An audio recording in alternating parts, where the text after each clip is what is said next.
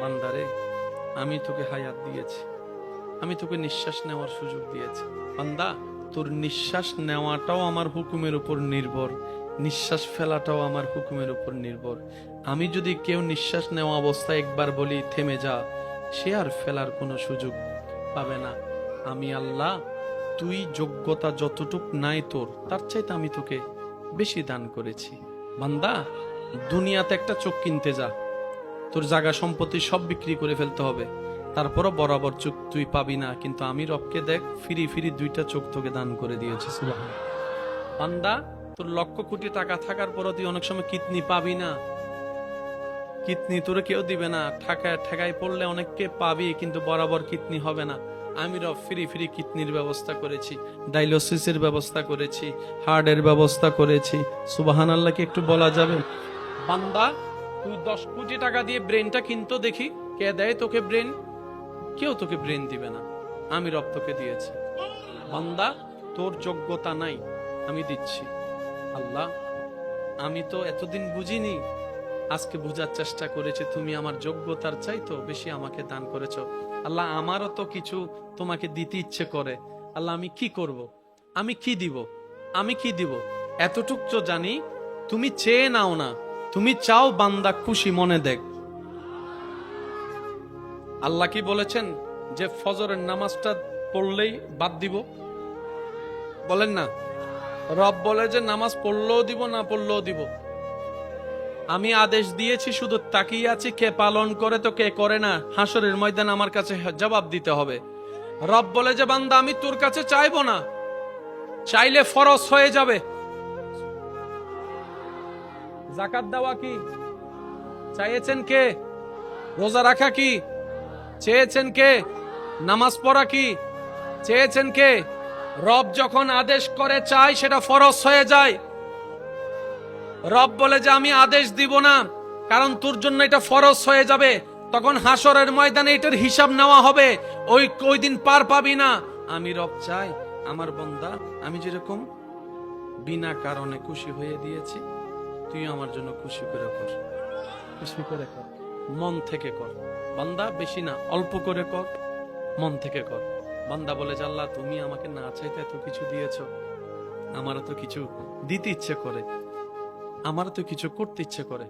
রব বলে যে তাইলে একটা কাজ কর, শুকরিয়া কর। আমরা মানুষ, আমাদের চাওয়া অনেক বড়, লিস্টই অনেক লম্বা, যোগ্যতা যদিও নাই, চাইতে কিন্তু আমরা কিপটামি করি না। আমরা বড় আশা করতে কখনো আমাদের কিপটামি হয় না।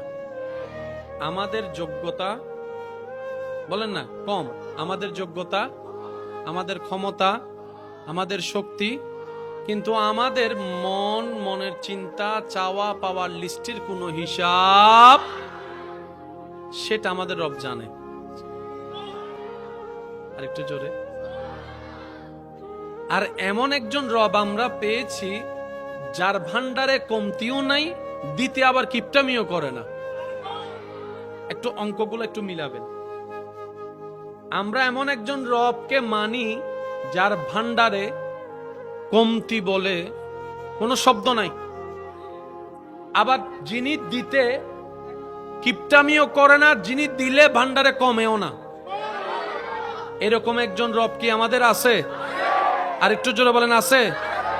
যদি যোগ্যতার হিসাবে বিবেচনা করি, দুনিয়ার যে সিস্টেম, দুনিয়ার নিয়ম হচ্ছে আপনি দিবেন যতটুকু, মালও পাবেন তত। একটু জোরে বলি, আপনি যদি 5,000 টাকা দেন, আপনি কখনো স্বর্ণ আশা করতে পারবেন না, কিন্তু আপনি 5,000 টাকা দিলে সিটি গোল্ড পাবেন, যেটা স্বর্ণের মতো দেখতে হবে, কিন্তু স্বর্ণ হবে না। দুনিয়ার নিয়ম হচ্ছে দিবেন তো পাবেন, পরিশ্রম দিবেন বেতন পাবেন, টাকা দিবেন বাজার পাবেন, টাকা দিবেন গাড়ি পাবেন। লেনদেনের যে সিস্টেমটা দুনিয়াতে বলবৎ আছে, ইমানদার ভাইয়ারা ইমানে আওয়াজে বলেন, আল্লাহ যদি নিজের যা দেওয়া আমাদেরকে দিয়েছেন এই পর্যন্ত, একটা নিঃশ্বাসের যদি আল্লাহ বেতন রাখতেন, আপনার আমার কারো পক্ষে সেই বেতন দেওয়া, সেই টাকা দেওয়া সম্ভব হতো? আল্লাহ যদি যদি বলতেন 10 ওয়াক্ত নামাজ বুঝাই দিলে একটা নিঃশ্বাস নেওয়ার সুযোগ দিব, আপনার আমার অস্তিত্ব থাকতো না। রব্বুল আলামিন যদি বলতেন তুমি 50 ওয়াক্ত নামাজ আমাকে বুঝাই দিলে আমি ফজরের নাস্তা দিব, আপনার আমার অস্তিত্ব থাকতো না। কি আমাদের সৌভাগ্য, কি আমাদের কপাল, এমন একজন মহান রবের শানওয়ালা রবের বান্দা। অল্প কিছু জিনিস এমন আছে বরাবর পেলে অন্য বেশি কিছুর দরকার। ভাত তরকারি পেলে নাস্তার দরকার। যেরকম অনেক সময় আপনারা শুনেছেন যে ভাত খেয়ে ফেল, নাস্তার টাইমে ভাত খেয়ে ফেল। অনেকে আছে সকালবেলা ভাত খায়, নাস্তা খাইলে 2 বার খাওয়া লাগে।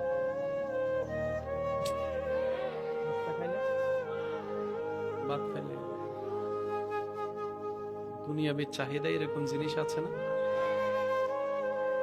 দিয়েছেন, দিচ্ছেন, দিবেন, তিনি হচ্ছেন রহমান।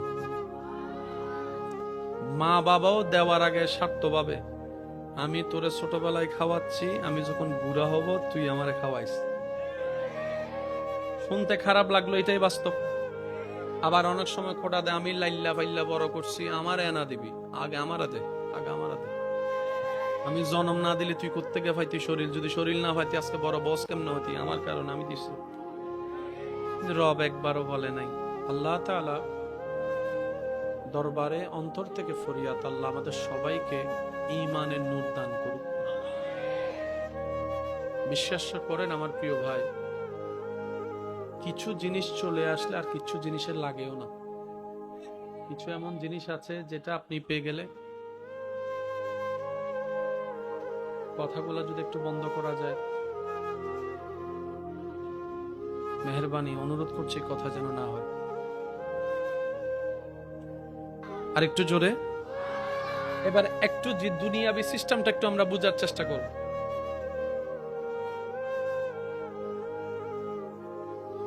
গোলাপ নীলাম, গাদা নীলাম, নীলাম রজনীগন্ধা,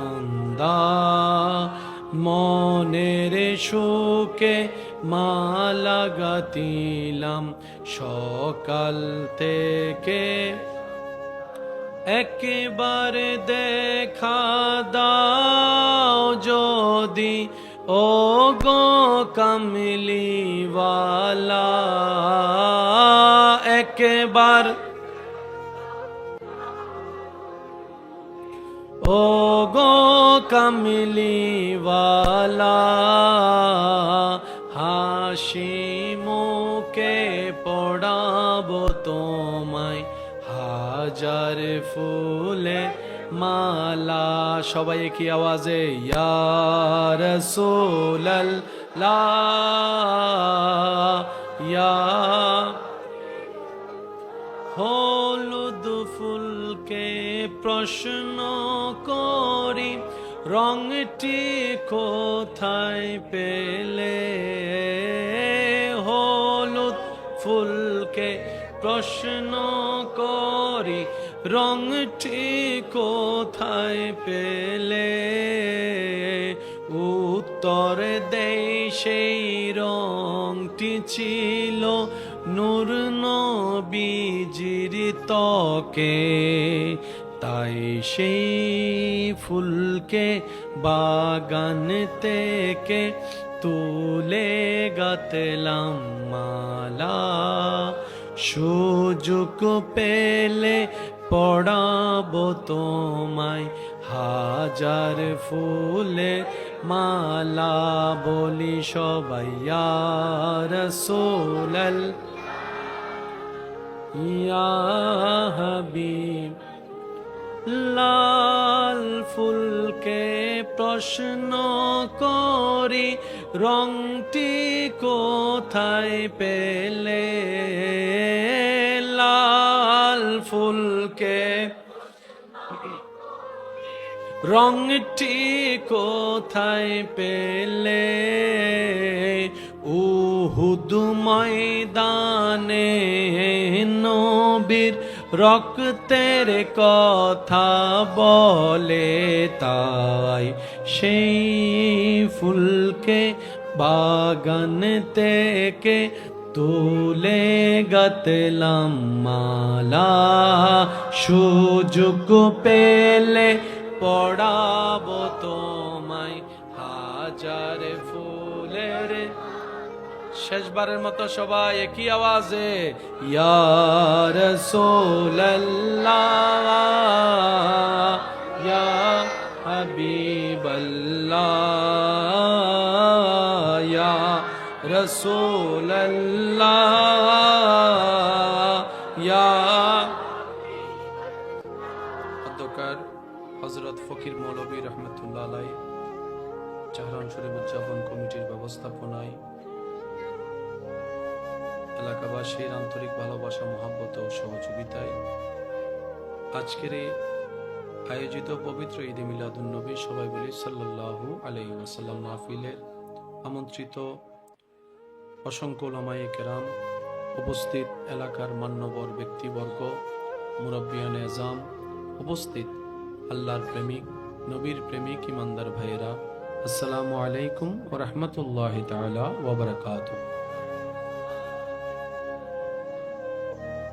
মন খুলে সবাই একবার বলি আলহামদুলিল্লাহ। আরেকটু ইমানি আওয়াজ।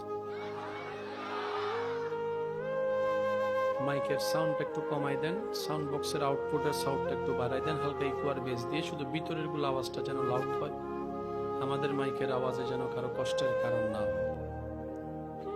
দীর্ঘক্ষণ আপনারা আলোচনা শুনেছেন, আল্লাহ সকল আলেমদের হায়াতে রিজিকে বরকত দান করুন। আমরা যারা শুনেছি আমাদেরকে আল্লাহ আমল করার তৌফিক দান করুন। আমি আপনাদের বেশিক্ষণ সময় কষ্ট দিব না, দু চারটি কথা খেদমতে নিবেদন করে আপনাদের সবার থেকে দোয়া নিয়ে আমি বিদায় নিব। আশা রাখবো এই সময়টুকু আমরা মনের কান দিয়ে শোনার চেষ্টা করব ইনশাআল্লাহ।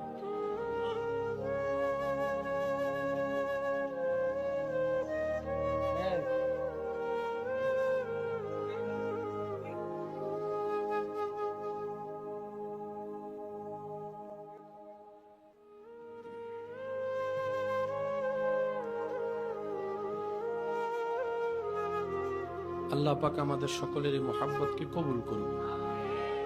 আমি খুব স্লোলি বলার চেষ্টা করব, আপনারা একটু আওয়াজ দিয়ে সহযোগিতা করবেন যেন আমি বুঝতে পারি আপনাদের মনোযোগটা খুব পাক্কা আছে ইনশাআল্লাহ।